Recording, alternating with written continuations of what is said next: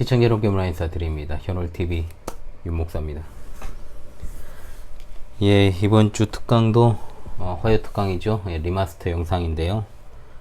제가 이것을 갖다가 월요일에 공지를 할 때 미정이라고 이렇게 했다가 다시 커뮤니티 게시판에 제가 올렸습니다. 주일에 이제 주일 일정을 마치고 녹화를 하다가 너무 피곤해 가지고 또 제대로 녹화가 안 될 것 같아서요. 사실 월요일 어제 영상도 그렇게 뭐 상태가 좋진 않았습니다. 예, 그래서 하지 않고 월요일에 이제 녹화를 하게 되었습니다. 제가 최상의 방송으로 그래도 찾아간다라고 약속을 해놓고 좋지 않은 모습을 보이면, 특히 이제 리마스터 영상은 다시금 재구성한 영상 아니겠습니까? 다시 찍어서 이제 복습하는 영상인데 또 그렇게 또 최상의 컨디션으로 하지 않으면 안 될 것 같아가지고 좀 상태가 괜찮아져가지고 월요일 밤에 이렇게 촬영을 했습니다. 기독교인의 삶과 성경신앙, 이 주제로 제가 2019년 10월 16일에 강의를 했습니다. 이것도 거의 뭐 3년이 훌쩍 넘어서 거의 4년이 되어가는 영상이죠.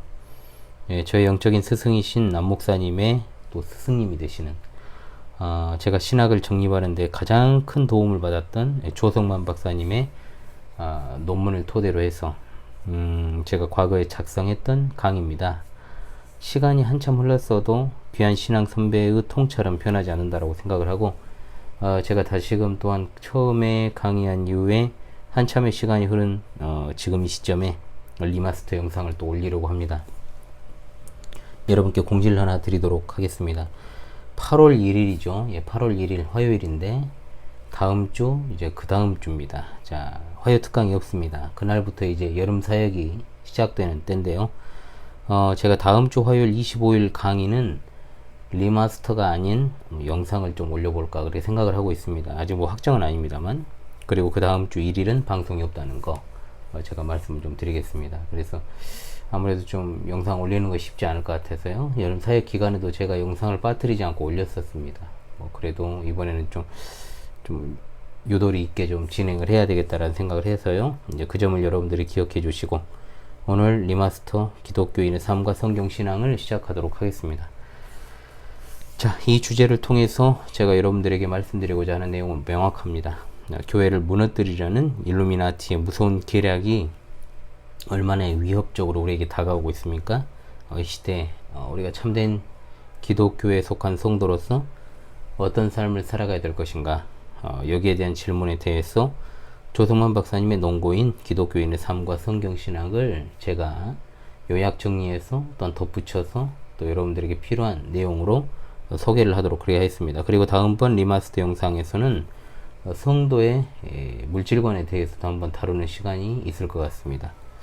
자, 첫째로 기독교인의 자격 요건에 대해서 한번 생각을 해보도록 하겠습니다. 자, 인간이란 누구인가, 그리고 인간은 어떤 존재인가, 여기에 대한 질문의 답은 이제 교의신학적으로 따졌을 때는 제가 이제 가지고 있는, 제가 쓰는 이제 명칭은 개혁파 신앙 길라잡이라고 제가 쓰고 있죠. 인간론에서 이것을 공부했고 또 앞으로 하겠습니다만, 그 질문에 대한 답은 성경에 있습니다. 자, 우리는 이 시간에 기독교인이 누구인가, 여기에 대해서도 마찬가지로 성경의 가르침에 입각해서 찾아봐야 됩니다. 그것은 먼저 기독교인의 자격 요건은 무엇인가. 분명 어떤 단체 그리고 집단에 소속되어 있는 자에게는 자격 요건이라는 것이 있습니다. 자, 아주 사소한 계모임, 또 그냥 친교 모임이라고 해도 거기에는 정관이 있고, 정관이 없더라도 자격 요건이라는 것이 있죠. 하물며 하나님께서 친히 자기 피로 값주고 사신 하나님의 택한 백성들의 모임인 교회의 자격 요건이 없겠습니까? 반드시 있습니다. 자꾸만 이런 것을 허물려고 하는 자들이 교회를 공동체로 변질시켜서 세상 단체와 구분이 될 수 없는 조직을 만드는 일들이 굉장히 비일비재하지요. 교회도 정관이 있고 거기에는 교회 회원이 될 수 있는 자격 요건이 있습니다. 그러나 보다 근본적으로 하나님의 택자들의 영적 모임인 기독교인의 자격 요건은 분명 성경에 나와 있습니다. 조성만 박사님은 기독교인의 자격 요건을 외면적 요건과 내면적 요건으로 구분합니다. 자, 이것은 기본적인 어떤 설정이라고 볼 수 있죠. 첫 번째로 우리가 살펴볼 것은 외면적 요건입니다. 그냥 외적인 조건이죠. 여기에는 네 가지로 설명을 할 수가 있겠습니다. 자, 첫 번째로 예배 참석입니다. 자, 기독교인이 예배에 참석하는 것은 당연한 것이죠. 기독교인의 예배는 하나님께 대한 신자의 경외심을 표현하는 아주 기본이 되는 것이다. 예배는 우리가 예전 성경은 신령과 진정으로 또 영과 진리로 하나님께 경배하며 찬양하며 헌신하는 일이다 그랬습니다. 제가 이 부분을 갖다가 수련회를 통해서도 했고 또 개혁파 신앙 길라잡이 예배론을 통해서도 제가 이 부분을 갖다가 강의를 자주 했습니다. 물론 참된 예배라는 것은 외면적인 예배뿐만 아니라 성도의 정체 삶을 포괄하는 생활 예배가 포함되어 있죠. 로마서 12장 1절 너희 몸을 하나님이 기뻐하시는 거룩한 산 제물로 드리라. 아멘. 즉 기독교인이란 예배를 떠나서는 생각할 수 없는 존재라는 뜻입니다. 특히 예배에 있어서 신약에서 그 용어상의 의미가 세 가지가 이제 두드러지죠. 라트리오, 레이툴게오, 프로스키네오. 특별히 구약의 이 샤하라라는 말과 동등하게 사용된 이 프로스키네오의 뜻은 경배하다, 엎드려 절하다라는 뜻이 있습니다. 라트리오는 섬기다, 봉사하다라는 히브리 아바드와 같은 말로 이 종이라는 말에 이 어근이 되는 말이라고 그랬습니다. 그래서 성경에서 섬기다의 본래 의미는 너희가 주인을 섬기고 피고용인이 고용주를 섬기는 것을 의미하는 말이죠. 그런 의미에 있어서 성경에서 예배와 경배라는 말로 사용되었습니다. 기독교인은 하나님을 믿는 사람입니다. 그러므로 진정 하나님을 믿기 때문에 진정한 예배자가 되어야 되는 거죠. 진정한 예배자는 하나님께 순종하는 하나님의 종으로서 자기 자신을 하나님께 바쳐야 됩니다. 즉 헌신해야 된다는 것이죠. 공적인 예배에 참석은 당연한 것이고 그 공적인 예배 참석에 기반을 해서 우리는 바른 삶의 예배가 이제 가능하게 되는 것입니다. 그래서 주일 예배의 중요성은 더 말하지 않아도 될 것 같습니다. 그리고 두 번째입니다. 자, 첫 번째는 뭐라 그랬습니까? 예배 참석이라 그랬죠. 바깥에서 또 막걸리병을 또 부시고 있는 것 같습니다. 자, 두 번째, 기독교의 근본 교리 습득입니다. 예. 자, 어떤 종교든 그 종교는 교리를 가지고 있습니다. 그렇죠? 교리는 자신들이 믿는 종교상의 이치나 원리, 이것이 이제 사전적인 의미인데요. 그러나 이제 기독교의 근본 교리라는 것은 그런 차원을 넘어서는 것입니다. 교리는 하나님의 말씀을 뜻한다라고 제가 일전에도 설명을 한 적이 있었죠. 그리고 하나님의 말씀은 기독교 자체의 존재의 근거가 되는 겁니다. 그러므로 자연종교, 즉 자율종교에서 말하는 교리와 타율종교, 즉 하나님의 계시 종교로서의 기독교에 있어서 이 교리는 계시 종교, 즉 하나님의 계시, 하나님의 말씀을 가리키는 것이기 때문에 하늘과 땅의 차이가 있습니다. 기독교의 근본 교리란 본질을 뜻합니다. 본질, 즉 이것을 부정하게 되면 기독교가 아니라고 말할 수밖에 없는 기독교 신앙의 근본이자 본질적 기준인 거죠. 그럼 어떤 것일까요? 사도신경에 나오는 신앙 고백, 그리고 항구적인 도덕법인 10계명, 그리고 예수님께서 가르치신 기도 등입니다. 자, 이것들은 성경에 나오는 것을 갖다가 체계화시킨 것 아니겠습니까? 그러므로 기독교인으로서 가장 기본이 되는 것이기 때문에 반드시 이것은 교회의 새신자 교육 과정에 포함되어 있어야 됩니다. 우리 광주 신실한교회 새신자 교육 과정에는 반드시 이것이 포함되어 있죠. 이것들을 토대로 해가지고 성도들에게 근본 교리를 갖다가 교육하기 위해 만들어낸 것이 문답 형식으로 되어 있는 요리문답이죠. 그러므로 기독교인이라면 누구든지 기독교의 근본 교리를 습득하는 것이 그 조건이 된다는 겁니다. 우리 교회로 따지자면 이제 공적인 예배에 참석하고 또 주일 오후 요리문답에서 배우며 제네바 학당에서 공부하는 것이 기독교인의 자격 요건이자 우리 교회 회원의 자격 요건이자 의무가 되는 것입니다. 자, 그리고 세 번째입니다. 신앙 고백입니다. 자, 기독교의 신앙 고백은 하나님의 계시 진리인 성경의 교리를 믿는다는 것을 고백해서 이것을 갖다가 객관적으로 인정받는 일을 뜻합니다. 이것이 교회에서의 이제 공적 신앙 고백을 말하는 거죠.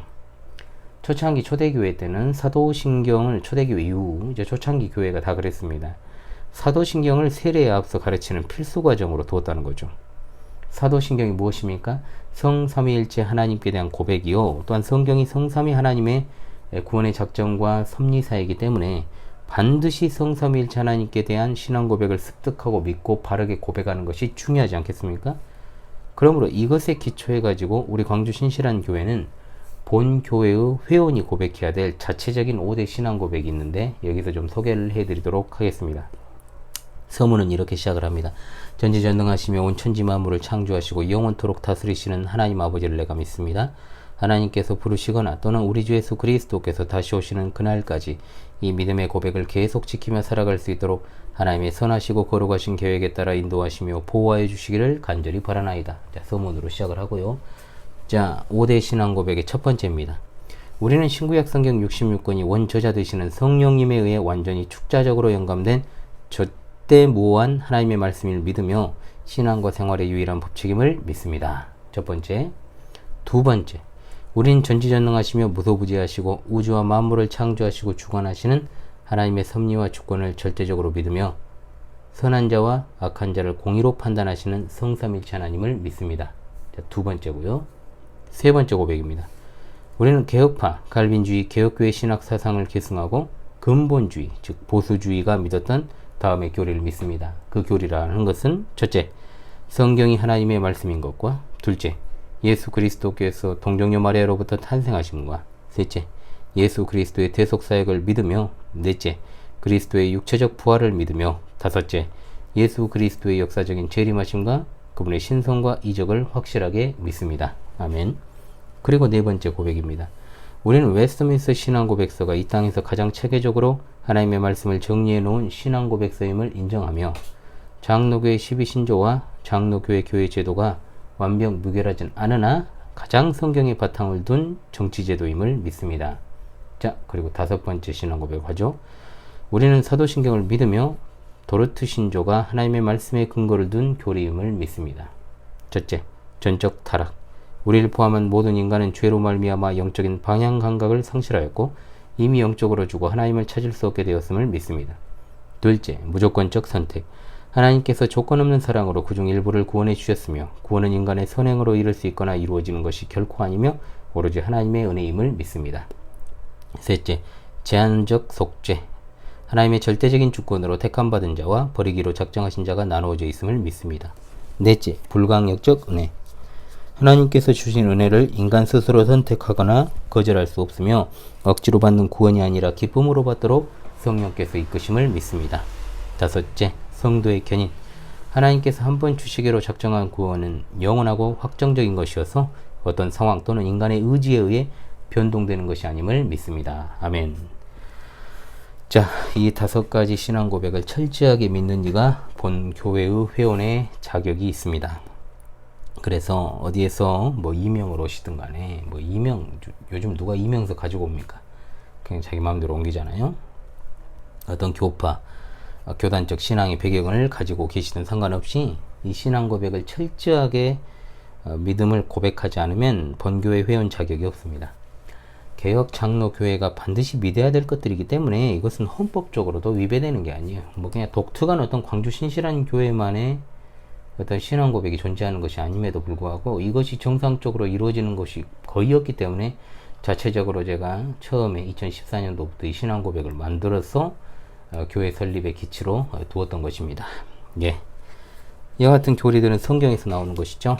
참된 신앙은 이것의 기초에서 참된 하나님에 관해서 바르게 인식하는 데서 확립되는 것입니다. 자, 계속해서 보겠습니다. 기독교인의 외면적 자격 요건 네 번째는 세례입니다. 자, 기독교인의 세례는 세속인들과의 구별을 의미하는 표지죠. 세례는 신자의 신앙 고백에 따라서 시행되는 것입니다. 신앙 고백 없이는 세례가 시행될 수 없습니다. 기독교의 세례는 하나님과 그 백성 사이의 계약 관계를 확증하는 성례의식이다. 세례의 영적 권위는 그리고 신적인 은혜는 성부와 성자와 성령의 이름으로 세례를 주라고 하신 마태복음 28장 19절의 말씀에 의해 시행되는 의식입니다. 성도는 성부와 성자와 성령 이름으로 합법적으로 안수받은 목사에 의해 시행되는 것이 마땅하고 공적으로 신자가 하나님의 백성의 일원으로 그 백성 가운데 소속되어서 성별되었음을 선언하는 표지가 되는 겁니다. 이것은 웨스트민스터 신앙고백서 28장 1항 세례에 의해도 규정되어 있기를 세례는 예수 그리스도께서 제정하신 신약의 성례로서 세례받은 신자가 유영교회에 참여하는 엄숙한 입회를 의미하는 것뿐만 아니라 본인에게는 은혜 언약의 인침을 받는 인표가 되며 그가 예수 그리스도에게 접붙임을 받아 중생함과 제사함을 받고 예수 그리스도를 통하여 새 생명으로 살며 하나님께 헌신하는 인표이다. 이 성례는 그리스도 자신이 친히 명하신 것으로 세상 끝날까지 그의 교회 안에서 집행되어야 하는 것이다 라고 분명하게 정의하고 있죠. 그러므로 세례의 핵심은 세 가지입니다. 첫째, 세례는 그리스도께서 제정하신 것이다. 둘째, 세례의 의의는 은혜 언약의 인표이다. 셋째, 세례는 세상 끝날까지 주 예수 그리스도의 교회 안에서 계속적으로 시행되어야 된다라고 하는 이 세 가지입니다. 자, 세례는 지상의 유행교회 교인에게 주어지는 표지죠. 인표이고 은혜 언약의 인표가 되는 것이요.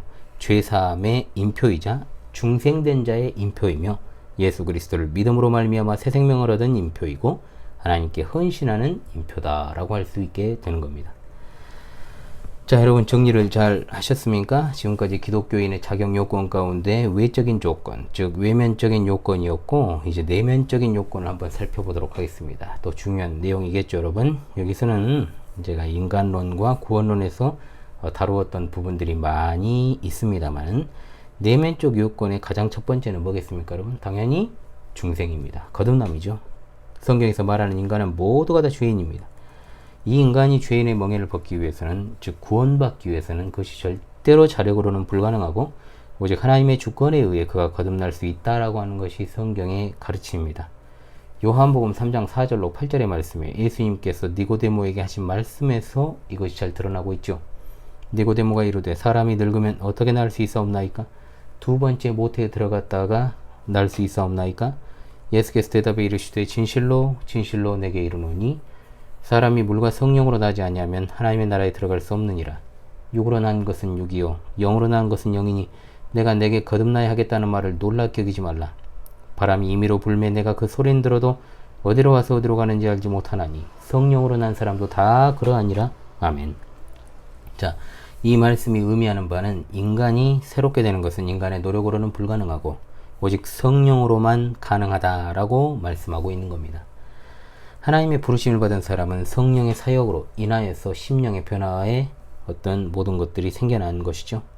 그리스도와 영적으로 결합하여 이제 그리스도와 연합한 신자가 자각적으로 자발적으로 순종하는 선행과 성화와 종말적 확신에 대한 소망 등으로 나타나게 되는 겁니다. 성경은 인간의 상태에 대해서 세 가지로 규정하는데, 자, 타락 전 인간, 타락 후 인간, 그리고 거듭난 인간입니다. 이 세상에는 그렇다면 어떤 것만 존재합니까? 타락 후의 인간과 거듭난 인간 두 부류밖에 없다라는 것이죠. 타락한 인간에 대한 아주 극명한 진술이 로마서 3장 10절로 18절 아닙니까? 자, 이 부분은 제가 이거 또 다루기도 했고 또 다루기도 하겠습니다만은, 그러나 거듭난 인간은 타락으로 인해서 손상된 하나님의 형상이 회복된 인간이다 라고 볼 수 있는 거죠.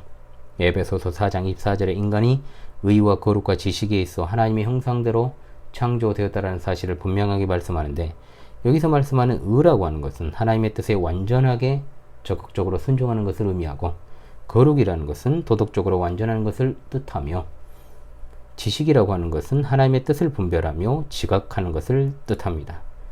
이란 어떤 인간의 본래적 속성이 타락으로 인해 손실되고 상당 부분 상실되기도 했지만 하나님의 전적인 은혜로 회복되어서 정상으로 돌아온 상태를 갖다가 중생, 거듭남, 재생, 신생이라는 표현을 쓰는 겁니다. 하나님은 피조물들의 생명이 회복되는 것을 좋게 여기시고 죄악의 짐을 지고 고뇌하는 자, 양심이 문드러진 자, 원래 하나님으로부터 버림받은 자들을 갖다가 구원 영생으로 회복시키시고 하나님의 은혜를 깨닫게 하셨습니다.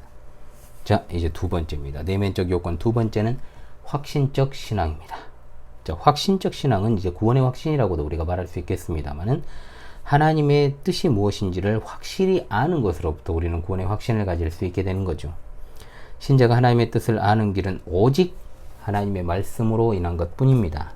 갈빈 선생은 하나님의 말씀인 성경은 복음의 약속과 율법의 명령이며, 신앙은 복음의 약속을 신뢰하는 일이요 율법의 명령은 두려워할 수밖에 없는 것이다 라고 표현합니다. 그러므로 진정한 확신은 전인격적인 것이다. 거듭난 인간의 신앙은 전인격적이라는 거죠. 감정적으로 그저 어떤 마음이 자극을 받아가지고 그냥 무조건 믿는다거나, 또 어떤 합리적 지식에 의한 신념이나 어떤 결단적 행위 자체만으로는 그것이 확신적인 신앙이라고 부를 수 없다는 겁니다. 확신적인 신앙에는 성령님의 인도하심과 객관적 계시 진리의 이해에 의해서 감동하면서 결단하는 지, 정, 의의 전인격적 요소가 모두가 다 조화를 이뤄야 됩니다. 지적 요소는 하나님의 말씀을 깨닫는 것이요, 감정적 요소는 하나님의 말씀에 찬동하는 감정을 말하고, 의지적 요소는 확신적 신앙에 있어서 예수 그리스도의 속죄사역의 사실과 예수님께서 영적 생명의 근원이 되심을 믿고 전적으로 신뢰하며 결단하는 것을 말합니다.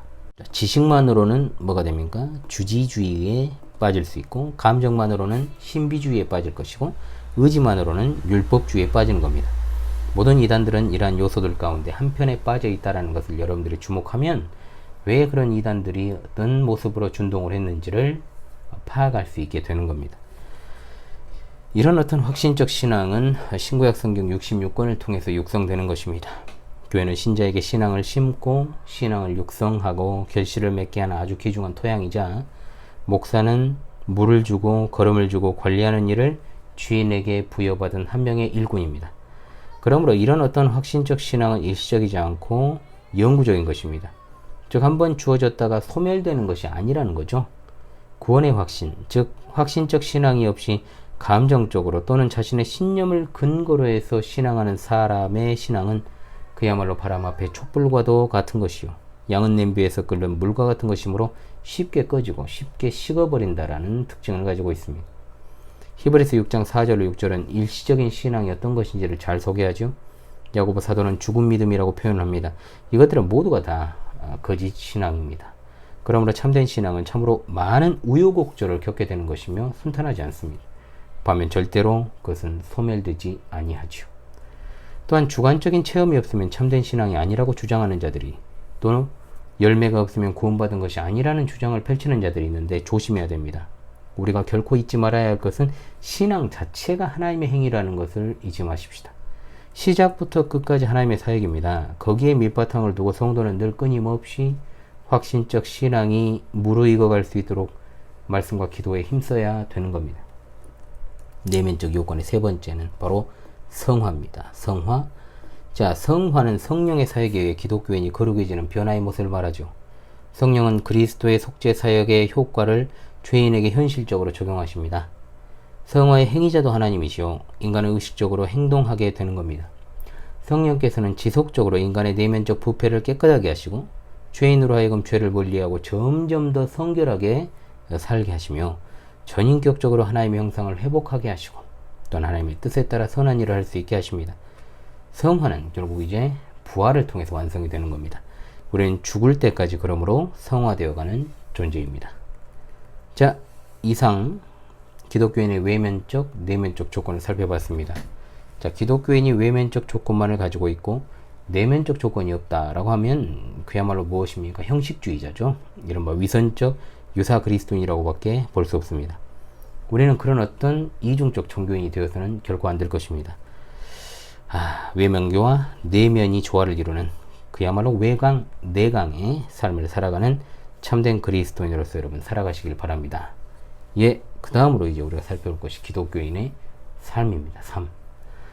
자, 기독교인의 삶이란 기독교인이 사는 모습을 가리키는 거죠. 자, 우리는 보통 신앙생활이라는 말을 많이 하는데 많은 경우에는 이 신앙생활이라는 말을 이 주일에 교회에서 하는 종교적 활동 그리고 일상에서도 종교적인 행위, 가령 우리가 말씀하고 말씀을 읽고 또 기도하는 것에만 한정해 가지고 신앙생활이란 말을 하는데 절대로 그렇지 않습니다. 기독교인의 전체 삶이 바로 신앙생활입니다. 자, 이 신앙생활은 순전히 하나님 앞에서 이루어지는 것이기 때문에 지상에서 하나님 나라 직접적인 통치를 받으며 살아가는 하나님의 종이자 하나님의 택자로 살아가는 성도들의 삶 자체가 자연인들과는 달라야 되는 것이 당연합니다. 자, 그렇다면 기독교인의 삶은 몇 가지로 정의를 할 수 있는데요. 첫 번째 보겠습니다. 바로 하나님의 뜻에 의존하는 삶입니다. 아멘. 자, 로마서 12장 2절과 고린도전서 10장 31절은 기독교인의 삶이 어떠해야 하는지를 정확히 보여주는 말씀이라고 할 수 있습니다. 하나님의 뜻은 분명 하나님의 말씀에 나와 있고 우리는 하나님의 특별한 섭리에 의해 인도함 받으며 살아갑니다. 그러므로 우리는 성경이 가르치는 계시 진리를 믿고 의존할 수밖에 없습니다. 우리가 그런 노래 많이 불렀죠. 내 뜻이 주의 뜻과 같이 되게 하소서. 자, 그런데 허울 좋게 이것은요 교묘히 내가 주체가 되는 그런 말입니다. 이런 말 같지도 않은 소리 하지 말고 주의 뜻을 그냥 내 마음에 늘 새기고 그에 맞게 살아가게 하소서, 이런 생각과 기도로 살아가야 되지, 무슨 그런 노래를 댔다 부른다고 해가지고 그렇게 살아갈 수 있는 것도 아닙니다. 그리고 두 번째, 하나님의 은혜에 응답하는 봉사의 삶입니다.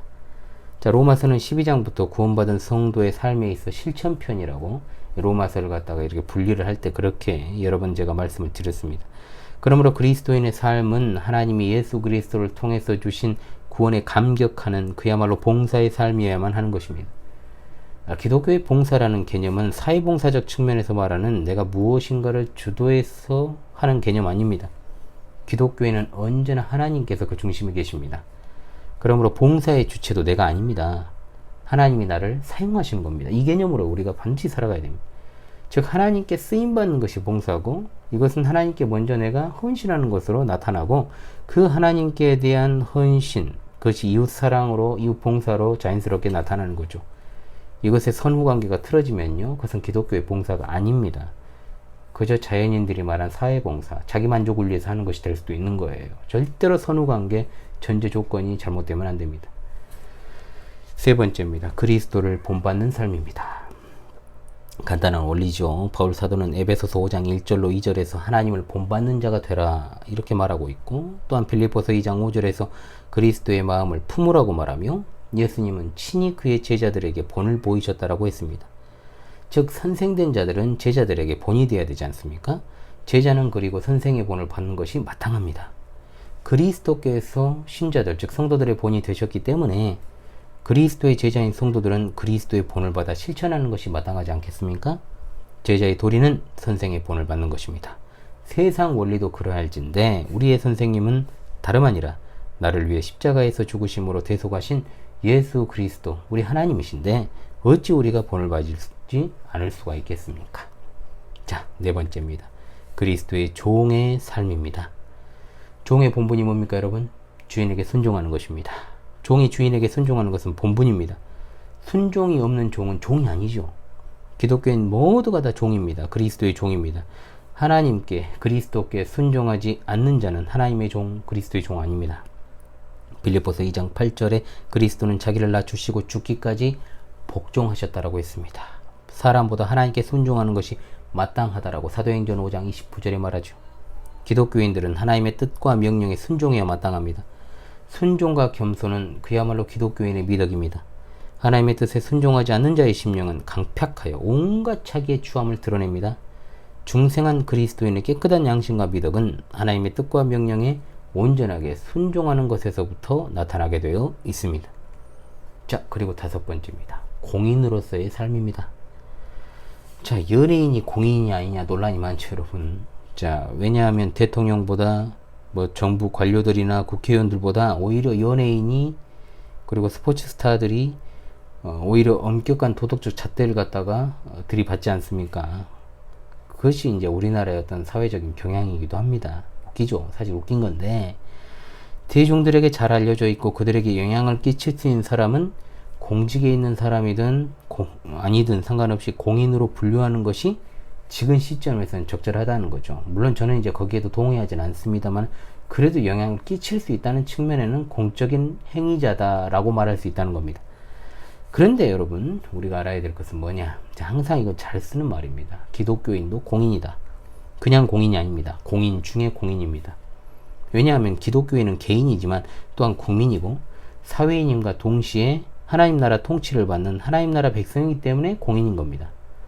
기독교인이 공인인 증거는 성경에 나오고 있습니다. 예수님께서 제자들에게 말씀하시기를 마태복음 5장 14절로 15절, 너희는 세상의 빛이라. 산 위에 있는 성읍은 숨겨질 수 없다. 사람들은 등불을 켜서 그것을 말 아래 두지 않고 등잔 뒤에 둔다. 그래야 등불이 집안에 있는 모든 이들에게 비치게 된다.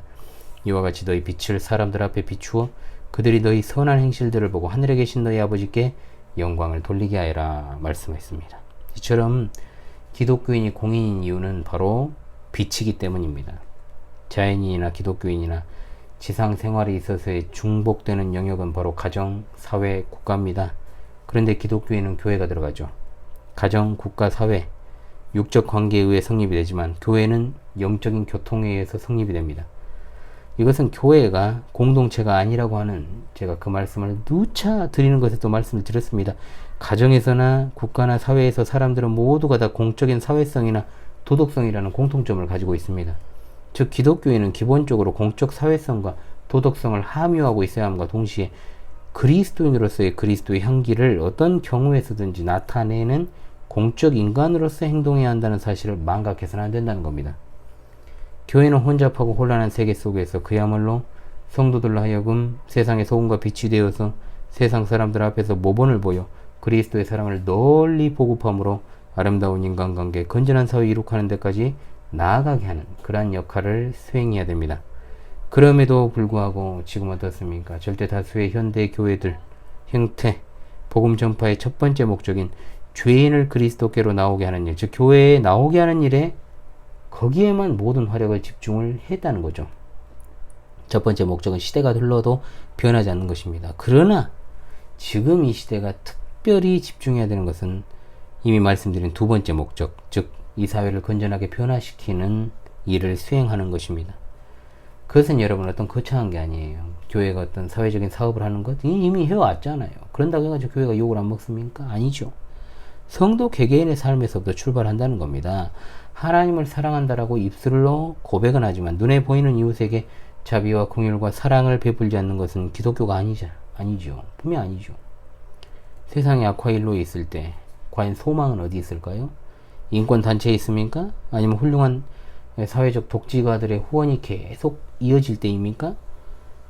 아닙니다. 유감스럽게도 진정으로 건전한 사회를 만드는 것은 보편적인 인간, 즉 자연인들로는 불가능합니다. 왜 세상이 이처럼 갈수록 추악해질까요? 잊지 말아야 될 것은 세상은 바울사도가 로마서 3장에서 타락한 인간의 모습을 적나라하게 고발했던 그 시대나 지금이나 변함없다는 거예요. 그러니까 원래 선한 세상이었는데 더 타락한 게 아니라는 겁니다. 타락은 이미 에덴 동산에서도 시작되었고 지금 이르렀습니다. 하나님은 이 타락한 세상 속에서 창세 전에 그들 가운데 일부를 구원하시기로 작정하시고 예정하신 때에 이르러 그들을 세상에서 불러내어서 구별하신 겁니다. 그들을 구원하신 것은 동시에 이 타락한 세상에서 소금과 빛의 빛으로서 살아가도록 하시기 위함입니다. 그러므로 세상의 타락상과 부패상을 보면서 한숨 짓고 실망할 필요가 없다는 거죠. 우리가 하나님께서 우리에게 주신 공간과 영역 속에서 빛과 소금으로 살아가는 것이 중요합니다. 하나님께서 모든 것을 완성하시는 그날이 곧 오지 않습니까? 그러므로 그날에 오기까지 기독교인은 끝없이 빛으로 소금으로 살아가는 것이 중요하다는 겁니다. 잘 이해하시겠죠, 여러분? 자, 그리고 여섯 번째, 종말을 대망하는 삶입니다. 주님께서는 자신을 처음이요 나중이라 하셨습니다. 하나님이 이 세상을 창조하심으로 세상이 시작되었고 이 세상은 반드시 하나님이 점을 딱 찍게 되는 세상이라는 거죠. 주님은 이 세상에 끝이 있다는 것을 분명히 말씀하십니다. 요한계시록 22장, 마태복음 12장, 13장, 그리고 13장의 40절과 49절에서 이 세상과 오는 세상을 언급하셨습니다. 오는 세상은 이 세상의 종말 이후의 영원한 세계를 의미합니다. 그런데 세상 사람들은 이 세상이 마치 전부인 것처럼 살아가죠. 언젠가 죽는다는 것을 알면서도 천년만년 살 것처럼 착각하며 살아갑니다. 디모데후서 3장 4절의 말씀과도 같이 쾌락 사랑하기를 하나님을 사랑하는 것보다 더한다고 했어요. 소위 그러니까 오늘 먹고 마시고 죽자. 말이 마치 그런 사람들의 심정을 대변하는 것이 아닌가. 이 세상을 살아가면서 종말을 대망하는 것은 오직 기독교인만의 특권입니다. 그것은 기독교인은 하늘의 시민권자, 하늘의 정보를 두고 있는 자들이기 때문입니다. 베드로서 1장 4절로 11절, 그야말로 이것은 종말을 대비하는 성도의 삶의 자세를 자세하게 열거하고 있는 말씀이죠. 종말적인 대망 가운데 사는 기독교인은 하나님의 말씀 위에 굳게 서서 세상적 유혹에 걸려들지 말고 마음을 단정히 하고 행실을 바르게 하며 이 세상의 풍파와 고난을 극복하면서 좌절이나 절망하지 않고 그리스도의 향기를 나타내며 그리스도의 재림을 대망하는 참된 모습을 나타내야 되는 것입니다. 아멘. 자, 이제 마지막 7째입니다. 복음의 자유를 누리는 삶입니다. 기독교인은 성경이 아닌 어떤 인간적 교훈이나 교리로 양심을 절대로 속박받지 아니합니다. 그 자유는 죄를 범하는 자유가 아닙니다. 자발적으로 하나님께 봉사하는 자유입니다. 제가 이것을 자주 말씀드렸죠? 하나님 안에서 누리는 자유가 진짜 자유입니다. 그 자유는 그냥 제멋대로라는 자유가 아닙니다. 새로운 피조물의 주인 되시는 그분을 섬기는 자유입니다. 그러므로 이념과 체제와 사상들이 난무하는 이 시대, 기독교회는 언제나 제가 자주 말씀드리죠. 어떤 한편으로 기울어지는 생각이나 행위를 삼가야만 한다는 거죠. 어떤 상황이나 경우에든지 하나님의 계시 진리인 성경의 가르침에 따라서 하나님의 뜻이 무엇인지 분별하는 지혜에 의해서 자유로워야 된다 이 말입니다. 어느 한 체제에 속하는 문제에 있어서는 어디에 서야 할지도 잘 분별할 수 있어야 되는 것이 성도들입니다. 자연인들이 주도하는 세상에 있어서의 선악의 구별은 무의미합니다. 오직 하나님만이 선하신 분이시기 때문이죠. 그렇다면 자연스럽게 우리 기독교인은 불의가 득세하여 정의롭지 못한 사회가 되므로 하나님의 공의가 무너져 내리는 것을 갖다가 결국 방관해서는 안 된다는 겁니다. 또 기독교인이 쉽게 오판할 수 있는 문제, 정의의 편에 내가 서 있다라고 자유하면서 자신만이 옳다는 주장을 성급하게 할 수 있다는 것. 다시 말씀드립니다만 자연인의 세상에서 선악의 구별은 무의미하고 우리는 누가 불의하고 누가 덜 불의한가를 판가름하는 기준을 성경을 통해서만 제공받을 수 있기 때문에 늘 어떤 자신의 주관적인 판단으로 어느 한편에 서서 마치 그것이 내가 신자이기 때문에 성경적인 잣대요 기독교인의 기준인 것처럼 행동해서는 안 된다는 겁니다. 즉 신앙에 있어서는 철저히 우리는 개혁신앙이죠. 그러나 세상을 우리가 바라보는 관점에 있어서는 철저하게 균형적인 시각을 가지고 냉철하게 하나님의 말씀에 따라 판별하는 통찰력을 가져야 될 것입니다. 그래야지만이 이 반지성주의와 선동주의가 난무하는 세상에서 우리 그리스도인들이 끝까지 살아남아서 빛과 소금으로 그 사명을 감당할 수 있는 원동력이 되는 것입니다. 예, 이번 시간 리마스터 영상을 통해서 참된 기독교인의 외면적, 내면적 조건이 무엇인지, 그리고 참된 교회에 속한 성도의 삶, 기독교인의 삶이 어떠해야 되는 것인지를 우리 신앙 성배의 통찰을 통해서 또 제가 여기에 덧붙여서 좀 말씀을 드렸습니다. 교회가 교회다운 그 모습을 상실해가는, 이미 상실해버린 이 시대에 우리가 어떤 자세로 살아가야 될 것인가, 참된 교회란 무엇인가, 그 강의와 일맥상통하는 것입니다. 그 강의가 여러분 여기에 기초를 두고 있어요. 그래서 그것을 여러분들이 좀, 그것은 길잖아요. 여러분들 그것을 보면서 다시금 복습하면 또 참된 교회란 무엇인가 정립이 좀 될 것이라고 생각을 합니다. 우리가 교회에 속한 성도로서 어떤 삶의 자세로 살아가야 하는지, 가정, 사회, 국가에서 내가 어떤 태도로 자세로 살아가야 될 것인지를 깨닫는 그런 어떤 기회로 삼으셔서요, 세상 마지막 날까지, 우리 주님 오실 때까지 참된 교회를 세우고 세상의 빛과 소금으로서 어디에서나 정말 빛이 나고 또 독특한 맛을 내는 거룩한 주님의 백성들이 다 되시기를 간절히 소망합니다. 여러분, 이번 강의 좀 길었습니다만은 또 리마스터 강의를 들어주시느라 수고하셨습니다. 사실 이 기독교인의 삶과 성경신앙이라는 이 주제 제가 2019년도 10월에 했을 때 거의 아무도 안 봤어요. 아무도 안 봤습니다. 거의 이제 조회수가 거의 바닥인데요. 그래서 이것은 꼭 제가 리마스터로 올려야 되겠다라는 생각을 하고 있던 차에 이번에 이제 주일인가 안식일인가 그리고 현대 방언 문제에 이어서 제가 리마스터 3번째 영상으로 올린 것입니다. 여러분, 이 강의가 하나님 나라와 그 의를 위해서 조금이나마 쓰임받는 강의, 그리고 여러분들에게 티끌만한 도움이 되는 강의가 되었기를 간절히 소망합니다. 이번 시간에 수고하셨습니다. 현울TV 윤목사였습니다. 감사합니다.